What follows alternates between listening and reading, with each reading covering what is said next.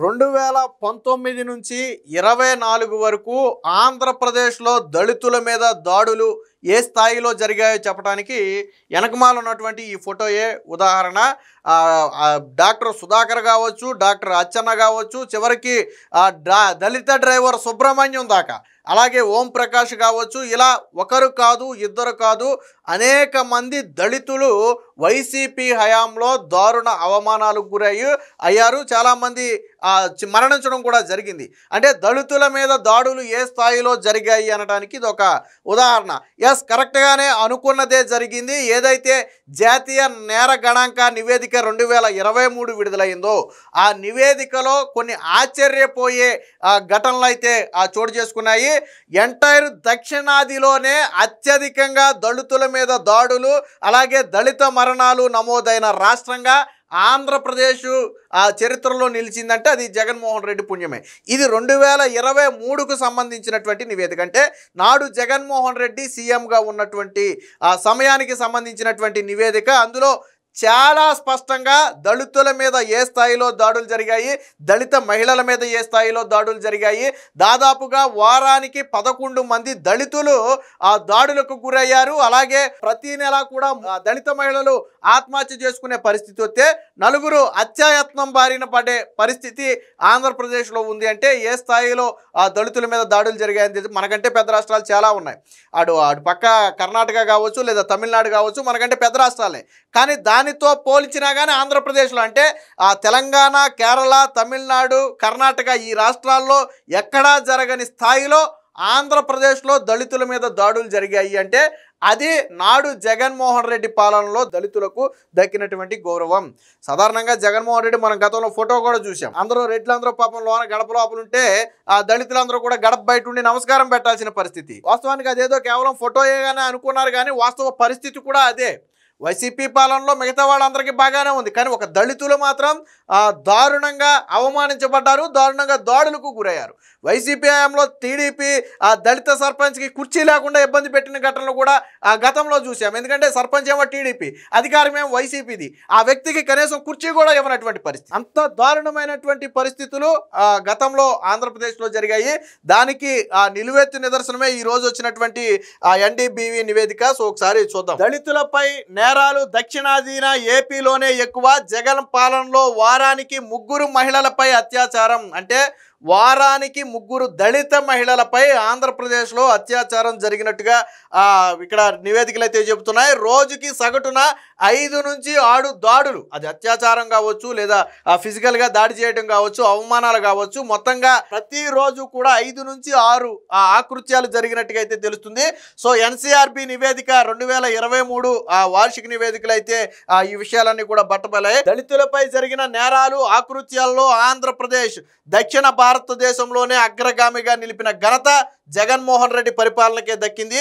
2023లో కర్ణాటకలో 1923 మంది, తెలంగాణలో 1709 మంది, తమిళనాడులో 1921 మంది, కేరళలో 1128 మంది మీద నేరాలు జరగ్గా వీళ్ళందరినీ తోసిరాజని జగన్మోహన్ రెడ్డి హయాంలో ఏకంగా 2027 మంది, అంటే మిగిలిన దక్షిణాది రాష్ట్రాలలో ఎక్కడా లేని స్థాయిలో ఆంధ్రప్రదేశ్లో 2027 మంది దళితులపై అయితే దారుణ ఘటనలు చూసుకున్నాయి. ఇవి అధికారిక లెక్కలు మాత్రమే.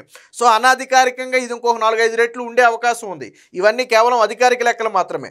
సో అంటే ఏ స్థాయిలో దాడులోనే అర్థం చేసుకోండి. వారానికి సగటున 3 దళిత మహిళలు అత్యాచారానికి గురయ్యారు. ప్రతి నెల 3 దళితులు ఆత్మహత్యకు గురికాగా 4 అత్యాయత్నాల బారిన పడ్డారు. అంటే ఏ స్థాయిలో ఉందో చూడండి. వాస్తవానికి ఈ స్థాయిలో జరగటం అంటే వారానికి 3 దళిత మహిళల మీద అత్యాచారం జరిగిందంటే మరి జగన్మోహన్ రెడ్డి తెచ్చిన దిశా చట్టం ఎక్కడుంది? జగన్మోహన్ రెడ్డి చెప్పినటువంటి మహిళలకు రక్షణ ఎక్కడుంది? మీరు ఒక ఫోన్ కాల్ కొడితే మీకు అండగా నేనుంటానని జగన్మోహన్ రెడ్డి చెప్పిన మాటలు ఎక్కడున్నాయి? ఆ రోజు జగన్మోహన్ రెడ్డి చాలా గొప్పగా చెప్పుకున్నాడు దిశా చట్టం గురించి. ఎస్, ఒప్పుకుందాం, చట్టం మంచిదై ఉండి మహిళలకు రక్షణ కల్పిస్తే 100% యాక్సెప్ట్ చేద్దాం. కానీ జగన్మోహన్ రెడ్డి చెప్పిన దిశా చట్టం ఎక్కడ ఆగిపోయిందంటే ఆ యాప్ని డౌన్లోడ్ చేసుకొని మొబైల్లో అనటం దగ్గరే ఆగిపోయింది. ఆ దిశా చట్టానికి చట్టబద్ధత కల్పించగలిగారా? ఆ దిశా చట్టం ద్వారా నేరస్తులకు శిక్ష వేయించగలిగాడా జగన్మోహన్ రెడ్డి? దిశా చట్టాన్ని తీసుకురాలేపాడు కదా, కేంద్రానికి పంపాడు. కేంద్రం కొన్ని సవరణలు చేసి పంపమంది, తిరిగి జగన్మోహన్ రెడ్డి పత్తా లేదు, మళ్ళీ సవరణలు చేసి కూడా జగన్మోహన్ రెడ్డి పంపల కేంద్రానికి. అంటే దిశ అనే దాన్ని చట్టంగా మార్చలేదు జగన్మోహన్ రెడ్డి, కేవలం యాప్ రూపంలో మాత్రమే ఉంది అది. చాలా మంది దిశ చట్టం అవలా అసలు. నిజంగా దిశ చట్టం అంత కఠినంగా శిక్షించే చట్టాన్ని కన్నా తీసుకువచ్చి ఉండుంటే మరి ఇన్ని దాడులు ఎందుకు జరిగాయి? దక్షిణాదిలోనే ఎక్కడ జరగని దాడులు ఎందుకు జరిగాయి? ఇవి నేను చెబుతున్నదో, చంద్రబాబు గారు చెప్తుందో, పవన్ కళ్యాణ్ చెప్తుందో కాదు కదా. ఎవరు చెప్తున్నారు? ఇది జాతీయ నేర గణాంక నివేదిక చెబుతుంది. ఇది దేశవ్యాప్తంగా నేరాలు జరిగినటువంటి నేరాలన్నింటినీ పరిగణలోకి తీసుకుని చెప్తున్నటువంటి. ఎక్కడైనా అధికారిక లెక్కల కంటే అనధికారిక లెక్కలే ఎక్కువ ఉంటాయి. మీరు అధికారికంగానే ఈ స్థాయిలో దాడులు జరిగాయంటే అనధికారికంగా ఎన్ని జరుగుంటాయి? మరి ఇప్పుడు ఎవరైనా చెప్పగలరా వైసీపీ హయాంలో జగన్మోహన్ రెడ్డి పాలనలో దళితులకు రక్షణ ఉందని చెప్పగలరా? ముఖ్యంగా దళిత మహిళల మాన ప్రాణాలకు రక్షణ ఉందని ఎవరైనా చెప్పగలరా? అరే, వారానికి 3 దళిత మహిళల మీద అత్యాచారాలు జరుగుతున్నాయి, రోజుకి 5-6 మంది దళితుల మీద దాడులు జరుగుతున్నాయి, నెలకు 3-4 దళితులు ఆత్మహత్యాయత్నం చేస్తున్నారు. మరి ఈ స్థాయిలో దక్షిణాదిలోనే ఎక్కడా లేని స్థాయిలో, దక్షిణ భారతదేశం అంటే చిన్నదేం కాదు, మనకంటే పెద్ద రాష్ట్రాలు ఉన్నాయి అక్కడ, కర్ణాటక, తమిళనాడు లాంటి పెద్ద రాష్ట్రాలు ఉన్నాయి. ఆ రాష్ట్రాల్లో కూడా జరిగిన దాడులు ఆంధ్రప్రదేశ్లో జరిగాయి. ఆ రాష్ట్రాల్లో జగన్మోహన్ రెడ్డి లాగా మేము దిశ చట్టం తెచ్చాం, ఆ చట్టం తెచ్చాం, వాళ్ళు అక్కడ డప్పు కొట్టుకోవాలా, కానీ జగన్మోహన్ రెడ్డి డప్పు కొట్టుకున్నాడు. అరే ఏంట్రా బాబు దిశ చట్టం అంటే బండి ఆపి మొబైల్లో, పురుషుల మొబైల్లో కూడా దిశ యాప్ డౌన్లోడ్ చేయించారు. ఎంత దరిద్రం అంటే పురుషుల మొబైల్లో కూడా పోలీసులు బండి ఆపటం, కారు ఆపటం, మీరు దిశ యాప్ డౌన్లోడ్ చేసుకోండి. వాళ్ళే డౌన్లోడ్ చేస్తారు. మన మొబైల్ తీసుకుని ప్లే స్టోర్కి వెళ్ళి వాళ్ళే డౌన్లోడ్ చేశారు. ఎవరి రక్షణ కోసం తెచ్చారు? ఎవరితో డౌన్లోడ్ చేయించారు? ఎందుకు ఇంతమంది డౌన్లోడ్ చేసుకున్నారు, 1 కోటి మంది చేసుకున్నారు, 2 కోట్ల మంది చేసుకున్నారని చెప్పడం కోసం టార్గెట్లు అవి. కానీ ఎవరికి ఉపయోగమో దానివల్ల? మహిళలకి ఏమైనా రక్షణ కలిగిందా? దిశ చట్టం తీసుకొచ్చి పోనీ ఎవరికైనా యావజ్జీవ కారాగార శిక్ష అంచగలిగా, పోనీ ఉరి శిక్ష పక్కన పెట్టి పోనీ 10 ఏళ్ళ శిక్ష అంచగలిగావు ఎవరికన్నా? అంటే సున్నా. ఈ దిశ చట్టం అనేది కేవలం నాడు జగన్మోహన్ రెడ్డి గొప్పలు చెప్పుకోవడానికి తప్ప ఎందుకు పనికి రాలేదు. దానికి ఉదాహరణ ఈరోజు మనం కాదు మాట్లాడాల్సింది, మన చేతలు మాట్లాడాలా, మన పనితనం మాట్లాడాలా. కానీ జగన్మోహన్ రెడ్డికి చేతలో ఉండవు, పనితనం ఉండవు, కానీ నోటితో మాత్రం మాట్లాడతాడు. ఎందుకంటే ఎవడో ఒకటి రాసి ఇచ్చే స్క్రిప్టే కదా, పెద్ద పని ఉండదు, అది మాత్రం బాగా మాట్లాడతాడు. మరి దీనికి వైసీపీ నాయకులు సమాధానం చెప్పాలి. మరి ఎలా చెప్తారో? ప్రతి నెల 3 దళితులు హత్యకు గురికాగా 4 హత్యాయత్నాల బారిన పడ్డారు. వారానికి 11 మందిపై దాడులు బాధితులయ్యారు.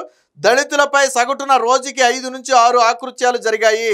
మనకంటే పెద్ద రాష్ట్రాలైన కర్ణాటక, తమిళనాడుతో పోలిస్తే ఏపీలోనే దళితులపైన ఎక్కువ అఘాయిత్యాలు చోటు చేసుకున్నాయి. జాతీయ నేర గణాంక నివేదిక ఎన్సీఆర్బి 2023కు సంబంధించిన వార్షిక నివేదిక గాను మంగళవారం విడుదలైంది. సో ఈ వివరాలన్నీ కూడా విశ్లేషిస్తే వైకాపా హయాంలో రాష్ట్రంలోని దళితుల భద్రత ఎంత ప్రశ్నార్థకంగా మారిందో స్పష్టమవుతుంది. దళితులపై నేరాల్లో ఏపీ దేశంలోనే 7వ స్థానంలో ఉంది. 2023లో దేశవ్యాప్తంగా దళితులపై 57,789 నేరాలు జరగగా అందులో 2027 అంటే దాదాపుగా 3.5% నేరాలు అంటే దేశం మొత్తం మీద జరిగిన నేరాల్లో 3.5% నేరాలు ఒక ఆంధ్రప్రదేశ్లోనే చోటు చేసుకున్నాయి. పూర్వ ఆంధ్రప్రదేశ్ ఏమి దేశంలోనే అతిపెద్ద రాష్ట్రం కాదయ్యే, కానీ 3.5% నేరాలు ఒక ఆంధ్రప్రదేశ్లోనే చోటు చేసుకున్నాయి. వైకాపా హయాంలో అధికారాన్ని అడ్డం పెట్టుకున్న ఆ పార్టీ నాయకులు విచ్చలవిడిగా దాడులు, దాష్టికాలకు దిగబడ్డారు.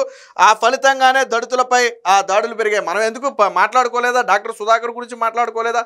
అచ్చన్న గురించి మాట్లాడుకోలేదా? దళిత డ్రైవర్ సుబ్రహ్మణ్యం గురించి మాట్లాడుకోలేదా? డోర్ డెలివరీ చేశారు. ఆ రోజు శిరోముండనం గురించి మాట్లాడలేదా? ప్రశ్నిస్తే అలాగే మద్యం షాప్ దగ్గర ప్రశ్నించినటువంటి ఆ వ్యక్తి ఏమైపోయాడు? ఓం ప్రకాష్ ఏదో ఉంది పేరు, ఏమైపోయాడు? సో ఇలా మన కళ్ళ ముందు కనపడే ఘటనలే చాలా ఉన్నాయి. సో ఇవి అధికారికంగానే ఇన్ని ఉన్నాయి అంటే నేను అదే చెప్తున్నది. అనధికారికంగా ఎంతమంది దాడులకు గురయ్యారు? ఈ లెక్కలో లేనటువంటి దళితులు ఇంకెంతమంది ఉన్నారు? వైసీపీ హయాంలో దళితులకు రక్షణ లేదు. వైసీపీ పార్టీ దళిత ద్రోహి పార్టీ అనటానికి ఈ నివేదికలే ఒక ఉదాహరణ. దీనికి సంబంధించి నేను ఎందుకు ఫోటో చూపించి ఒకసారి చూద్దాం. ఇది వైసీపీ హయాంలో దళితులపై పెత్తందారుల దమనకాండ అనేది గతంలో వచ్చింది, కానీ ఇది వాస్తవం అని ఎందుకు మనం మాట్లాడాల్సి వచ్చిందంటే ఈరోజు నివేదిక లాంటిది. సో డాక్టర్ సుధాకర్ ఘటన మనందరికీ తెలిసిందే. ఏ స్థాయిలో పాపం ఆయన్ని బట్టలు తీసేసి పెడరెక్కలు విడిచిగట్టి నడి రోడ్డు మీద ఏ స్థాయిలో ఇబ్బంది పెట్టారో చూసాం. తర్వాత మానసికంగా వేధించి ఈ ప్రభుత్వమే చంపేసింది. సో దాంతోపాటు ఓం ప్రతాప్ని ఏ విధంగా చంపారో మనందరికీ తెలుసు. కిరణ్ గురించి మనకు తెలుసు. డాక్టర్ అనిత, చదువుకున్నటువంటి డాక్టర్ అనితను ఏ రకంగా వేధించారో మనం చూసాం. వెంకయ్యమ్మని ఎంత తీవ్ర చిత్రహింసలకు గురిపెట్టారో మనం అందరం చూసాం. సుబ్రహ్మణ్యాన్ని చంపేసి డోర్ డెలివరీ ఏ విధంగా చేశారో మనం చూసాం. డాక్టర్ అచ్చన్నను ఏ విధంగా హింసించారో మనం చూసాం. జడ్జి రామకృష్ణను ఏ స్థాయిలో ఇబ్బంది పెట్టారో మనం అందరం చూసాం. అంటే చదువుకున్న వాళ్ళని లేదు, చదువుకోని వాళ్ళని లేరు, అంటే దళితులుగా పుట్టడమే మేము చేసిన పాపమా అన్న స్థాయిలో వైసీపీ హయాంలో దాడులు జరిగాయి. ఏది ఏమైనా మొత్తంగా జగన్మోహన్ రెడ్డి వస్తే దళితులకు రక్షణ ఉండదు అనేది